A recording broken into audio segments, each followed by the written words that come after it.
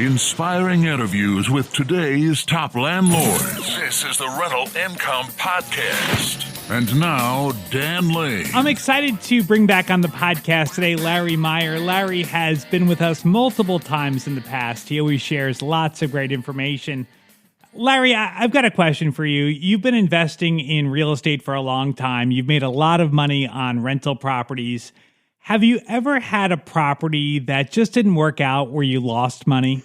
Oh, of course. You can't hit a home run every time you're at bat. You're going to strike out sometimes, so it happens. But you don't want that to happen. And on the podcast today, Larry is going to share some of the things that he does to minimize the risk that he's going to lose money on a rental property. Joining us on the podcast today from Kansas City is Larry Myer. We'll take a really quick break to thank our sponsors. We'll come right back and we'll talk to Larry. A good deal on a rental property isn't going to last very long. To win properties today, you need to move quickly when a deal comes on the market, but it takes time to analyze a property. I want to let you know about an app where you can analyze deals on your phone in seconds. It's called Ask Rick, that's RIC for Rental Income Calculator. You can analyze a deal with the push of a button. You can figure out the rent, your mortgage payment, your expenses, and figure out the cash flow. If the numbers make sense, you can make an offer right there on the app, or you can send a calendar invite to your agent to see the property in person. Ask Rick is currently offering a free 7-day trial. Just search for Ask Rick in the App Store or go to Just Ask Rick. That's RIC. JustAskRick.com. The first step in buying a rental property is to get pre-qualified, and I would suggest you work with a lender that specializes in working with investors, because the last thing you want to have happen is to get to closing and find out the money's not there and you can't close. The lender that I recommend is Chaley Ridge from Ridge Lending Group. She's a nationwide lender and she'll pre-qualify you for free if you mention Rental Income Podcast. Find out more today. Contact Chaley at ridgelendinggroup.com. That's RIDGE lendinggroup.com. NMLS 42056. Larry, let's start off talking about when you're looking to buy a new property. When you're first looking at a property, is there anything that you're looking for that might give you a clue on whether it's going to be profitable or not? Well, I mean, you're always looking for, you always want to buy the house right. And if you're buying it right, you're buying something that's not the nicest house on the block, but you want to make sure that the other houses are nice. So you don't want to be on a block that everyone's afraid that their car is going to get broken into, or you've got, 3 different rival gangs fighting over territory. No one's going to want to move in. So, you want to buy it right, add value to it by fixing it up. And then what you have is a house that's desirable for folks to come live in, and the line will form at the front door. So a good property in a good neighborhood, and like doing that rehab up front, would you say that's really important to make sure that the property is in really good shape? Oh yeah, it's I mean, if you were living in a house and it gets down to 5 below zero, which it did here once in Kansas City, over the winter, and your furnace doesn't work or it doesn't keep the house warm, how happy are you going to be, and how bad are you going to want to renew your lease? It's not going to happen. So repairs, plumbing, heating, air conditioning, it's all very important. So you do a full rehab when you're looking to buy a new rental property. Everything is brand new. Everything's updated. Correct. When we buy houses, we buy them and they're a mess. I buy the worst of the worst, and we top to bottom, they're completely redone, and we replace everything, because once I'm out and someone either buys it or they're renting it, I don't have to keep coming back, because it eats up your profits on your end, and your tenant's not going to be very happy, right. and they shouldn't be. Yeah, so do it right up front. Make sure the property is in good shape, and then that just makes your life easier. That you're not dealing with an upset tenant. You're not dealing with constant phone calls. Correct. All right, so let's talk about screening. So when you actually get the property up and running, and you start getting a bunch of applicants, screening is probably one of the most important things that you can do, right? Correct. Screening is the number one thing, obviously, after making sure you buy the right house. But screening is very important, because once they're in the house, it's really hard to get them out, especially now with COVID and extended eviction laws. You could have a nightmare that's never going to end. Yeah. So screening is very important. Yeah. So what are you looking for? Like what's a good applicant to you?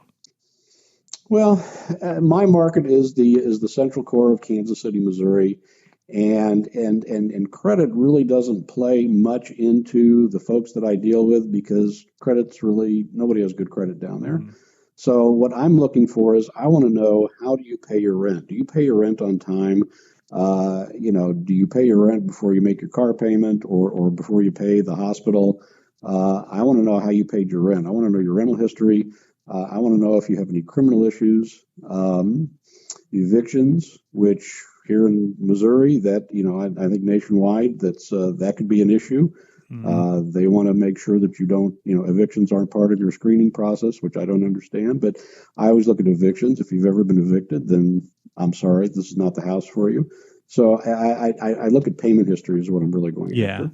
So you call the prior landlord to make sure that they have a good track record? Well, I try to get a hold of the landlord prior to that, because if they're a bad tenant, I know all of us landlords are the salt of the earth, squeaky clean guys, but they're going to tell you anything they want because they want to get rid of them. Oh, great tenant, paid the rent on time like clockwork, sorry to see him go. And then you get a nightmare on your hands. Right. So I go to the guy before that. Okay, that's smart. Okay, so you've got someone that they've passed your screening. How do you make sure that you get off to a good start with that tenant? Because I feel like if they have a lot of problems when they move in, they're going to maybe start to feel negative towards the property. And, I feel like getting off to a good start, that first day is just so critical. It is. You want to do your move-in walkthrough and in writing where you've got, and there's lots of pre-printed forms that you can use, and just go item by item. Kitchen, toilet, I flush the toilet, it flushes. The refrigerator is cold. There's a glass of water in there. I feel it, it's cold. Yes, it is. And just go through the walkthrough step by step. Everybody signs it. Each of you has a copy of it. And say, please hang on to this because when you move out, this is what it needs to look like after you move out. So now you're getting off to a good start. And you might find some things. Oh, my gosh, how did we miss the smoke detector that's chirping? We'll take care of that today. So you'll also come across things that maybe your make-ready guys didn't catch. But get off to a good start. Then you're at a baseline where everybody knows that the condition of the house is, well, I didn't pay my rent because this house was a mess when I moved in. I don't know. It's not. No, it's not. So you alleviate that, right? So you actually walk with them and you go over every inch of that property to make sure that there's no problems at all? Correct. Yeah. Okay. Correct. Do you find stuff like that maybe like you didn't realize that things were broken? Like do things come up? Like do you actually come across things during that walkthrough? Well, that's a function of your maintenance people, and sometimes it happens. These guys get in a hurry. Maybe they forgot to vacuum out the kitchen, drawer, the cabinet drawers. There's still crumbs in there. You open it, oh my gosh, there's 3 forks in here. So you'll find things, but you should do that before the tenant gets there. I mean, I always get there 30 minutes ahead of time, and I just do a preliminary walkthrough just to make sure, because that's kind of embarrassing. So right. I make sure everything's done before they get there. Now, what about the lease? Like, with everything kind of going online these days, I feel like a lot of times tenants aren't reading the leases or they don't really know what they're agreeing to. So do you actually walk through the lease with them to make sure that they understand? Yeah, because these, sometimes they want to go paragraph by paragraph, which is great. But most folks, they just want to get to the back page and sign it. And right. I'm sorry, we're not doing that. We're going through every paragraph. I want you to know what you're getting. And you walk through every single clause, make sure that they understand what's expected of them. And because my leases have specific things in there that stopped up toilets. If your toilet's stopped up, if the toilet's broken, I'm happy to replace it. If you stopped it up because Jimmy flushed his cell phone down the toilet, don't call me. Yeah. Is that just stuff that you figured out over the years as you've run into problems? You call Roto-Rooter enough times that, $90 to $120 a pop. Yeah, you figure it out. You put that in your lease. Yeah. All right. So then what, of course, the probably the most important part for us anyway, in that lease is the rent due date. Do you really make sure that they understand that rent is due and it's not flexible, that the rent is due on this date and you've got to make sure that you pay it on that date? Correct. Yeah. Rent is due on the 1st, and that's the very first thing that I point out. I said, please note, rent is due on the 1st, and you can pay it online. You can mail me something. You can, I don't pick up rent. I don't come by your house. The gas company doesn't come by to pick up your payment. Neither do I. So here are my options to make payments, but it needs to get to me by the 1st. And here's what happens if I don't have it by the 10th, depending on how long you've been there. I pull the trigger pretty quick as far as getting you out. So on the 10th, you'll start the eviction process? Yeah, if they're, everything has an asterisk next to it. If they've been there for 3 years, never missed a payment, and then something doesn't come in, I'll make a phone call. Is everything okay? And you'll find out, here's the problem. And then, you work with them and all that. But if they're brand new and they've only been there 2 or 3 months and all of a sudden they're missing payments, well, then we've got a real problem. Let's either cut our losses or let's see what the problem is. So, in the beginning, it's a very short leash. Do you charge a late fee if they're not on time? How much do you charge?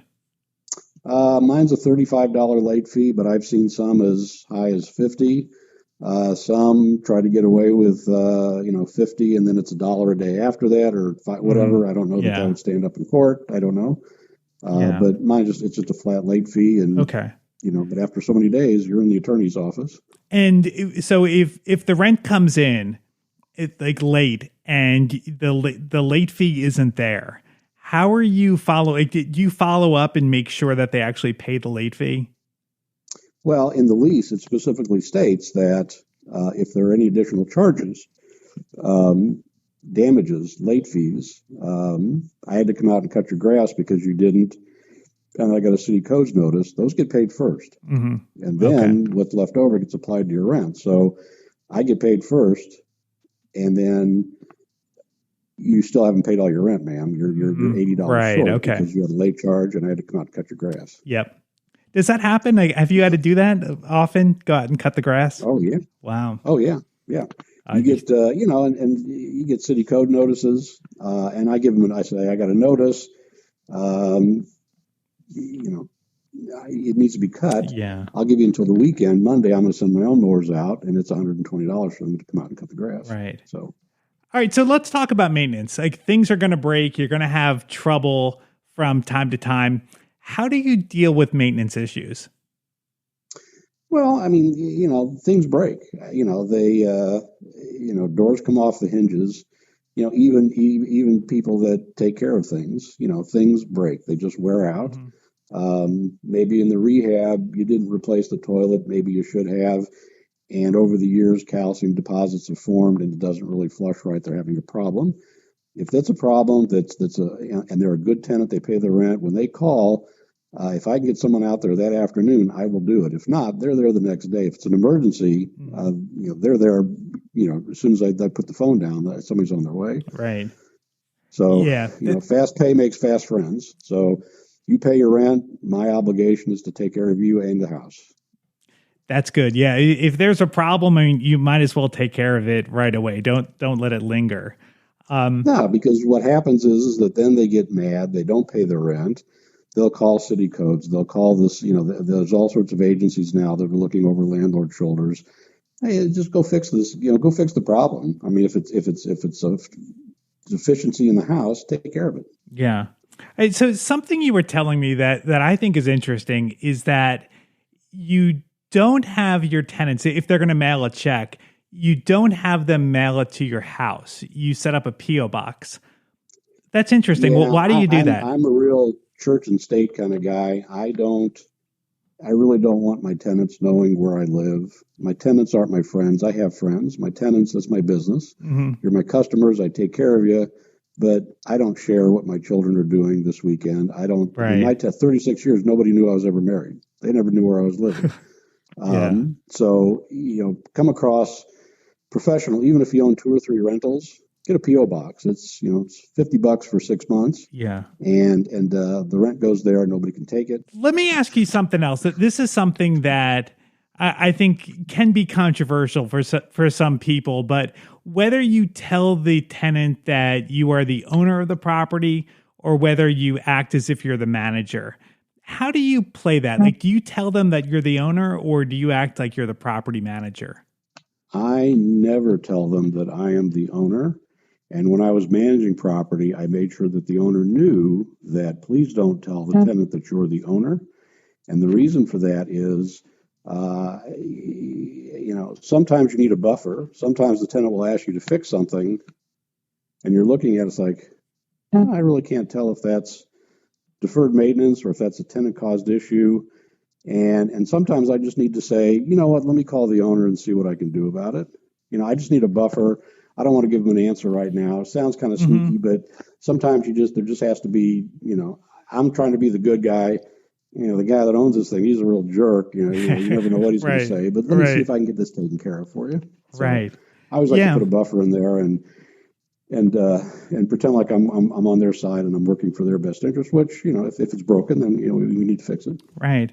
Yeah, that all makes a lot of sense. So I think if you follow that model, I think you're going to be profitable. Now, how have things worked out? Like during the last year with COVID, did you have any problems?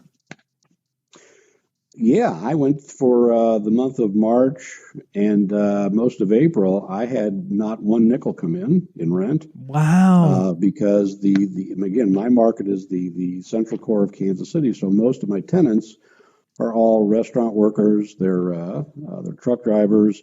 They're warehouse guys. All the things that weren't open. So it's what are you going to do? You're going to throw everybody out? Well, you can't, for starters. Right. So you just, say, guys, we're all in this together.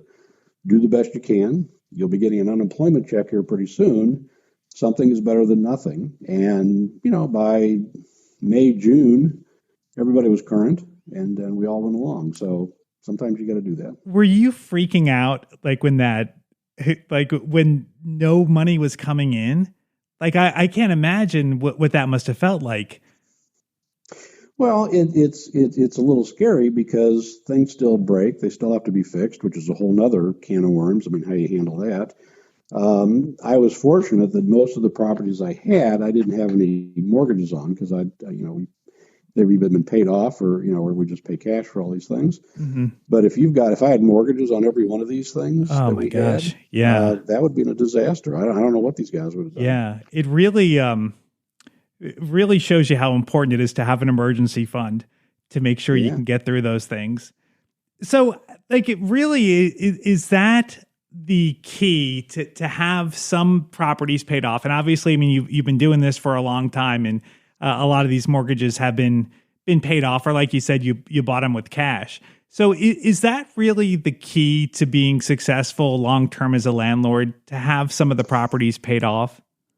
I really think it is, because if you're, of the mindset, and when I first started, I had the money to do one, and then I would refinance it and got my money back, and I'd do another one. And that's how I got started. But that means that all these properties were leveraged at 80 or 90%.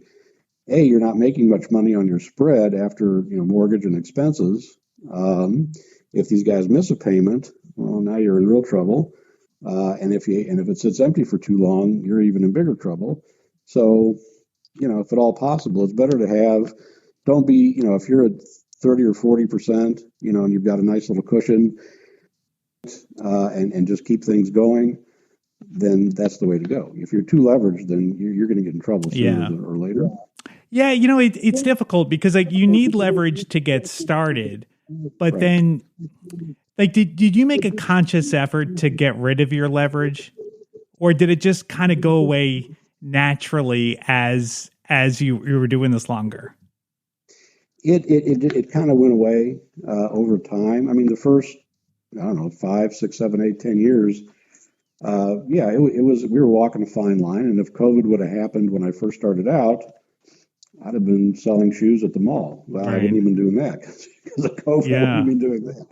So yeah, that would have been a real problem. So, I was very cognizant of that because I've had a lot of other people tell me the best thing you can have, and it's like, what's the best thing I can have in real estate?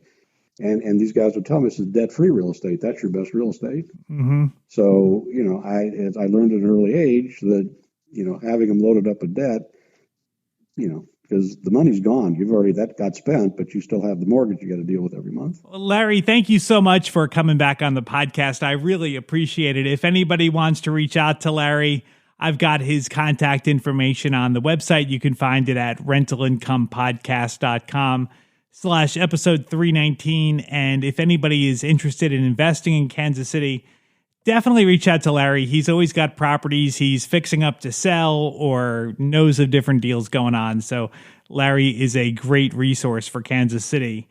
If Larry inspired you and you're looking to buy your first rental property or you want to add to your portfolio, the lender that I recommend is our sponsor today. It's Chaley Ridge from Ridge Lending Group. She's a nationwide lender and she specializes in helping people finance rental properties. She has a ton of different loan programs and she can find something customized to you for your situation. If you want to find out more or if you want to set up a time to talk to Chaley, just go to ridgelendinggroup.com. That's RIDGE, lendinggroup.com. If you mention Rental Income Podcast, she will waive all the pre-qualification fees. NMLS 42056. Thank you so much for listening to the podcast today. We'll be back with a new episode on Tuesday. My name is Dan Lane, and this has been the Rental Income Podcast.